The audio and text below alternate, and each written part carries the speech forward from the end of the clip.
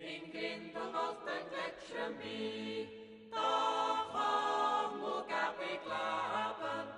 Wir haben, solang wir hier schon sind, nie lange Zeit schützt noch haben.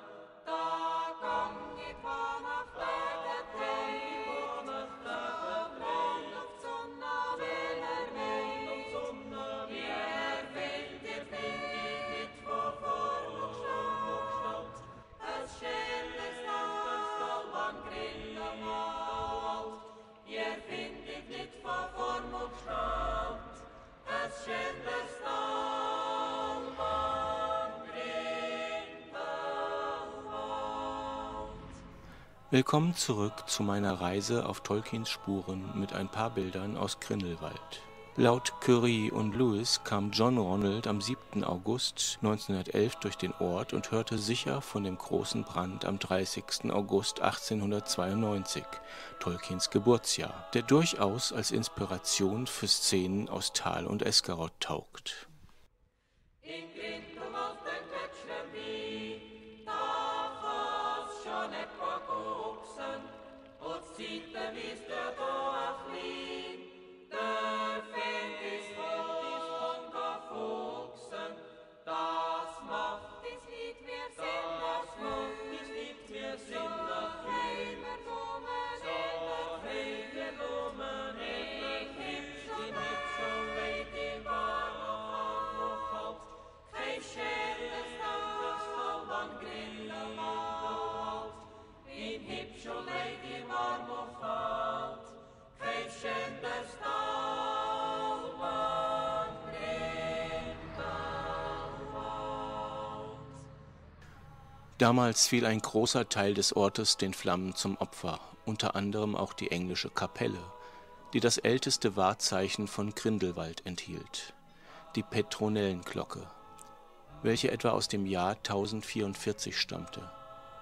Pfarrer Gottfried Strasser verewigte das Ereignis in Gedichten wie diesem: In dunkler Zeit geboren, wohnt ich in der Kapelle der heiligen Petronelle.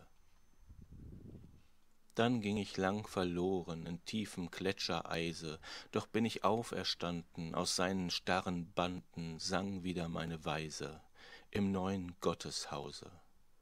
Zuletzt war meine Stelle die englische Kapelle, bis in des Türmchens Klause der Feuerdrache drang, da ging's mit mir zu Ende, dass Gott das Unheil wende, das war mein letzter Klang. In Grindelwald den Gletschern bei, da heim wird Freiheit gehalten, wenn gegen tapfer Schweizer sind, wo's Herz nicht lang anerhalten.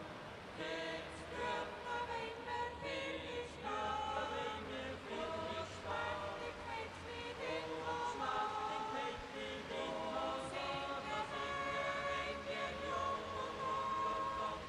Kein schweres Tal am Grindelwald, oh singen, wenn wir jung und alt. Kein schweres Tal am Grindelwald.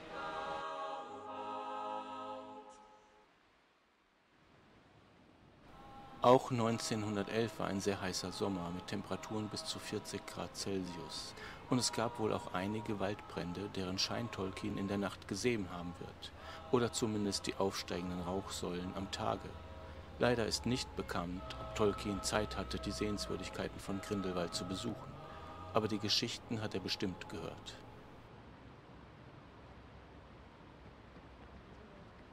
In Grindelwald den Gletschern bei, wohnt einst der Tod Gott helfen.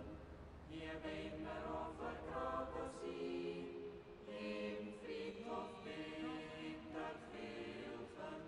Och, flag ich nicht wie dieser einzig Ort ist, der einzig Ort ist,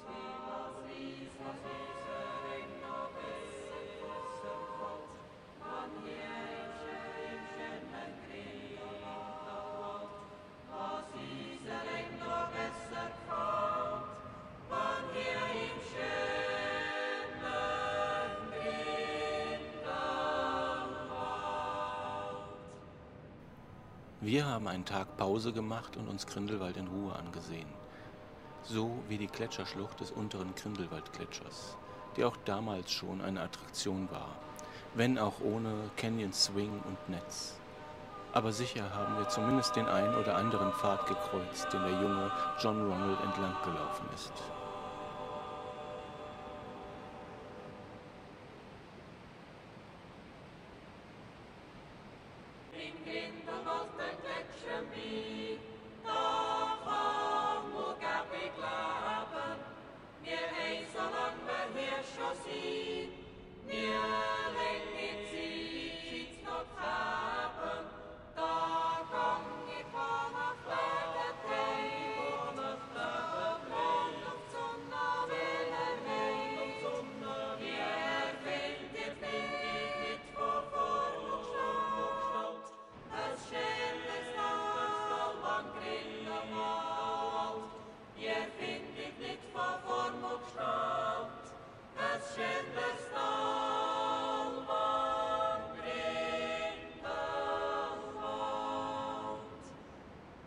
Man kann auf Stegen und durch künstlich angelegte Tunnel ca. 1 Kilometer in die Schlucht hineinlaufen.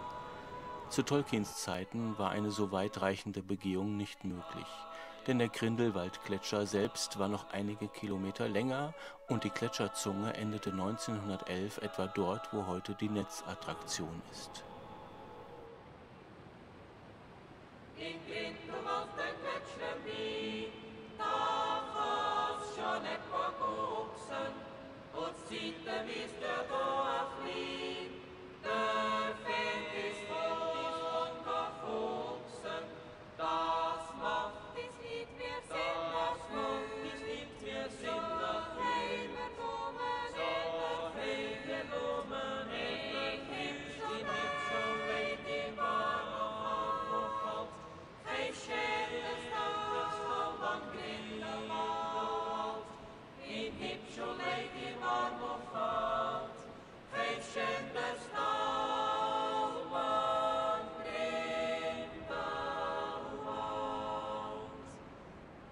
Anschließend haben wir noch einen alten Marmorbruch besucht, der 1911 vielleicht noch in Betrieb war.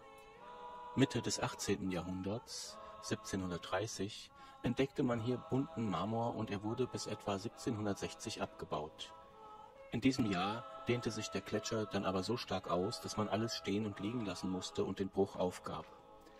Erst nach 100 Jahren gab der Gletscher den Platz mit den behauenen Steinen und selbst dem alten Werkzeug wieder frei und der Abbau wurde 1865 wieder aufgenommen, bis er Anfang des 20. Jahrhunderts ganz eingestellt wurde.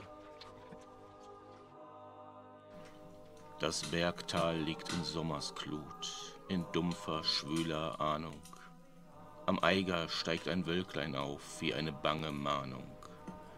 Schon braust der Föhn und heult sein Lied um Gasthof, Haus und Scheuer. Wo bist du, eilig, komm heraus zum Tanze, rotes Feuer. Hei, heut soll einmal Grindelwald erleben seine Wunder. Auf Feuer, alles ist bereit, auf, alles dürr wie Zunder. Die lauernde Lohe, da ist sie schon, lustgierig der Hast entsprungen. Grell leuchtend aus ihrem losen Gewand die Drachen und Feuerzungen. Schon ist sie ergriffen von wildem Föhn, er reißt sie über die Dächer, die Schindeln sprühen, schon wirbelt das Paar hinein in Saal und Gemächer. Ein Glutenberg der hohe Bau, ein Jauchzen aus den Flammen, uns hemmt kein Mensch, uns hemmt kein Gott, wir sind allmächtig zusammen. Sie schwingen sich rasend über den Berg, weit hin die Firsten brennen. Was kümmert die Tollen das Wehgeschrei, der Menschen flüchten und rennen?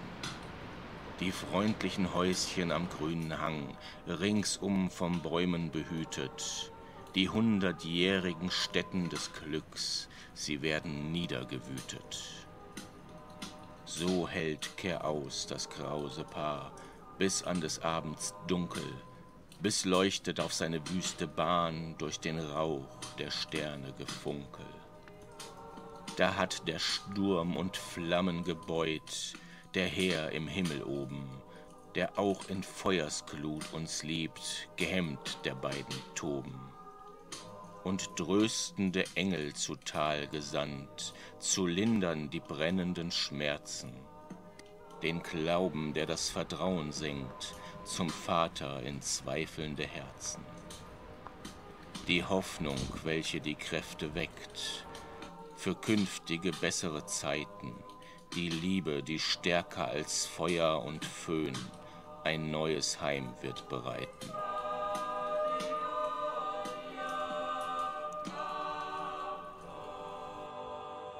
The road goes ever on and on, down from the door where it began.